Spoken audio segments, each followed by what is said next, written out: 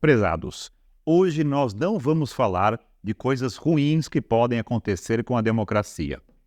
Vamos falar de algo que pode melhorar a democracia. Ao longo desse vídeo, vou dar algumas dicas, umas indicações para a participação política, tanto presencial como pela internet. O que acontece é que esta democracia não está funcionando como gostaríamos. Na democracia representativa tradicional, você vota no seu candidato e, no decorrer do mandato, deputado, prefeito, você perde a conexão com ele. Você fica no escuro. A regra é que é muito difícil acompanhar a atividade desses caras. Temos problemas de dificuldade de inclusão social, persistência de oligarquias, poderes invisíveis, que são grupos privados que se apropriam do Estado, mau uso de recursos públicos, etc, etc. Diante destas evidentes limitações, o que pode ser feito? O que nós, cidadãos comuns, podemos fazer no dia a dia para melhorar a situação do país e, principalmente, do local onde vivemos, a cidade, o bairro. O que pode ser feito na prática? Um dos caminhos é a democracia participativa. Existem alguns mecanismos que permitem que a gente participe da política de maneira mais direta, por nossa conta. Não estou falando de passeata ou greves, nada contra, mas não é apenas isso. Nós podemos influenciar a maneira como o prefeito da nossa cidade gasta o dinheiro do orçamento. A lei abre brechas para isso. Vamos começar pela Constituição Federal. Artigo 1º, inciso 5º. Parágrafo único. Todo o poder emana do povo, que o exerce por meio de representantes eleitos ou diretamente nos termos desta Constituição. Agora, tem uma lei complementar que eu vou mostrar para vocês, a famosa Lei de Responsabilidade Fiscal. Olha só, trecho do artigo 48, parágrafo 1º. A transparência será assegurada também mediante, inciso 1º, incentivo à participação popular e realização de audiências públicas. Vou contar para vocês uma história que aconteceu comigo quando eu era assessor de um vereador em Cotia, 20 anos atrás. Na cidade existia a famosa Roselândia, mas ainda não tinha o Templo Zolai, nem o CT do São Paulo. Seguinte, ia acontecer uma audiência pública para a lei orçamentária da cidade. Eleição recente, prefeito prometeu um monte de coisas, vereadores também. Meu chefe falou, Zé Alfredo, haverá uma audiência pública. Vai lá, fica na plateia, junto com o povo e assiste. Anota tudo e traz para nós. Beleza, me senti entusiasmado com a missão, aquela vontade de participar, mostrar serviço. Uma cidade com muitos bairros pobres, muita carência, de tudo, mas com uma arrecadação alta. Bairros populosos, Grande Viana, Caucaia, Atalaia, orçamento rico, povo pobre. Pensei assim, é a hora do povo acompanhar como vai ser o orçamento, cobrar do poder público. Vai ter um grupo de moradores de cada bairro, uns querendo a reforma da escola, outros a construção da creche, outros a iluminação, asfalto, outros uma ponte no lugar daquela pinguela de madeira precária. Está na hora dos políticos sentirem o calor do povo. Fui lá. Não era um auditório, era uma sala num prédio da prefeitura. Para apresentar o projeto orçamentário, tinha umas 8 pessoas. Secretário das Finanças, de Obras, secretário da Educação, enfim. Vocês sabem quantas pessoas da população da cidade tinha lá para assistir, para cobrar? E se decidir ali onde se vai gastar o dinheiro dos impostos. Quantas pessoas tinham lá na audiência pública? Que era aberta para toda a população? 0. Ninguém. Na verdade, tinha uma pessoa. Eu. Sentei na mesa com os secretários, expuseram o orçamento, todos olhando para mim enquanto falavam. Eu era a única pessoa da cidade que estava assistindo. As pessoas não têm noção do poder que elas têm se participarem da vida pública. Muitas nem sabem que existem esses canais de participação.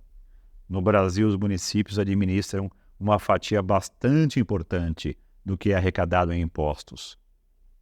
Vamos elencar 5 maneiras de participar da política local.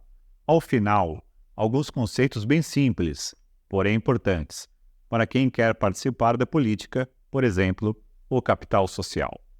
Assista audiências públicas do Plano Plurianual, que é um plano de metas de longo prazo, da Lei de Diretrizes Orçamentárias, que é uma lei pré-orçamentária, e da Lei Orçamentária Anual, a LOA, que é votada na Câmara no final do ano.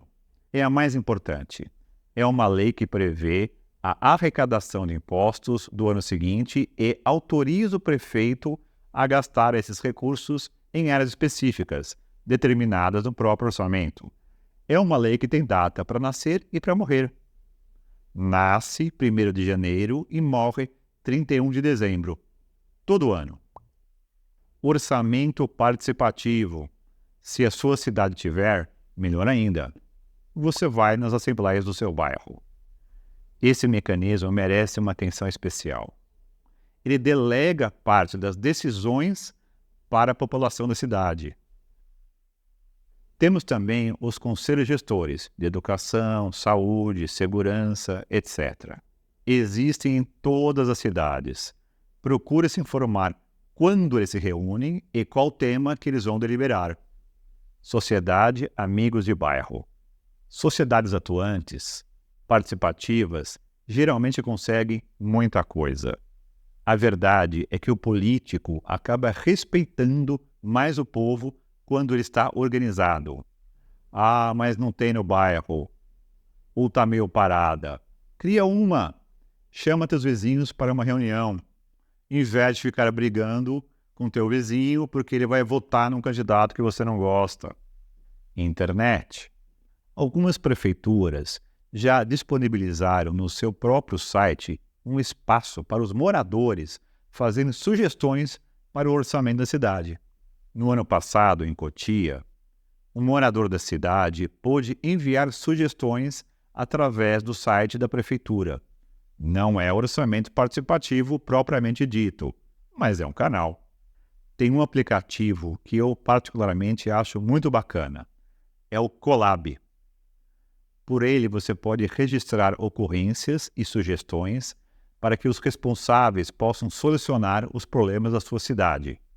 Olha aqui, tem ícones para água, iluminação, limpeza, saúde, segurança, etc. É bacana. Agora tem um site, é de caráter mais informativo. É o Meu Município. Traz os dados das finanças públicas dos municípios brasileiros. Por ele, você fica sabendo como o orçamento está sendo usado.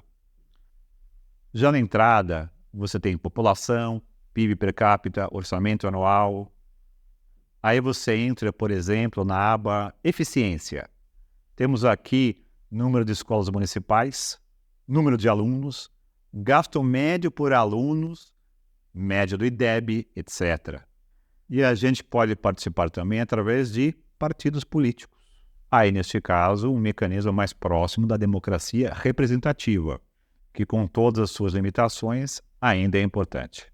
Uma coisa que a gente pode fazer é escrever um ofício. Isso, escrever uma carta. Parece pouco eficiente, mas pode ajudar. Uma folha de texto só já está ótimo. Onde você pede para a prefeitura fazer alguma coisa que você acha que é importante para o seu bairro. O destinatário do ofício pode ser o secretário de obras, um administrador regional, secretário da educação, solicitando para melhorar a manutenção do posto de saúde de uma escola. Adianta escrever ofício? Não sei. Talvez, pelo menos, você tenha um recibo, um comprovante de que você pediu. Você pode ir na Câmara dos Vereadores. Pede para um assessor de vereador ou para o próprio vereador que eles escrevem para você ou te ensinam.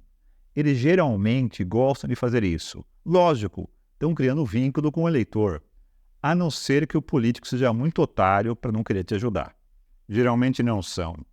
Na prática, boa parte desses mecanismos de participação são mais consultivos do que deliberativos, para a gente ser mais rigoroso. Mesmo assim, aquela história, político respeita mais o povo organizado. Direitos e capital social. Imagine uma situação em que o prefeito ou o governador sejam eleitos de maneira correta, com lisura no processo eleitoral.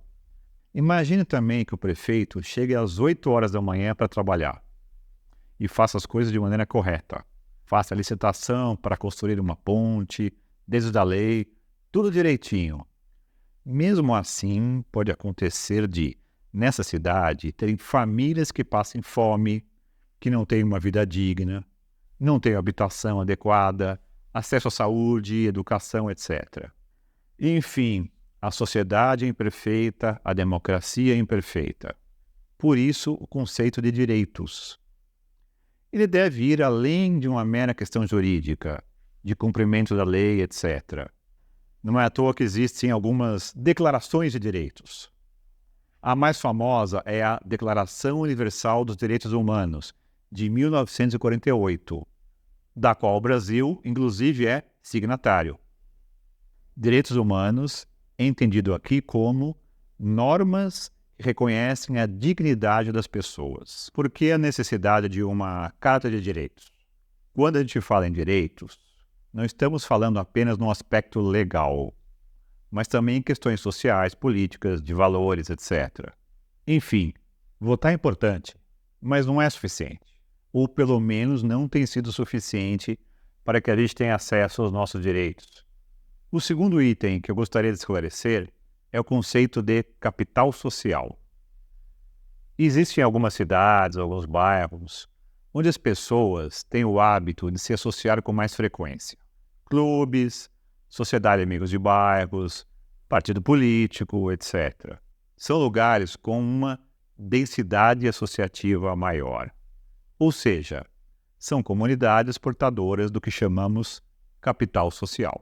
Existem estudos demonstrando que justamente onde existe uma densidade associativa maior, portanto mais capital social, os mecanismos de democracia participativa tendem a funcionar melhor. Tem um livro de um cientista político chamado Robert Putnam. Ele descreve a unificação da Itália e procura entender por que o Norte e o Sul reagiram de maneira diferente a essa nova administração que surgiu nas regiões. Nos locais onde já havia previamente o hábito de associação, os mecanismos participativos de fato funcionaram melhor. Nos locais onde predominavam relações de poder verticais, tipo coronel, população pobre, tais mecanismos não funcionaram tão bem. No Brasil também existem estudos demonstrando que nos municípios onde havia tradição associativa prévia, a implantação de mecanismos do tipo orçamento participativo funcionou melhor. Porto Alegre é um exemplo. E você já participou de alguma maneira na política do seu município ou gostaria de participar? Deixe seu comentário. Obrigado por me acompanhar até aqui e até a próxima.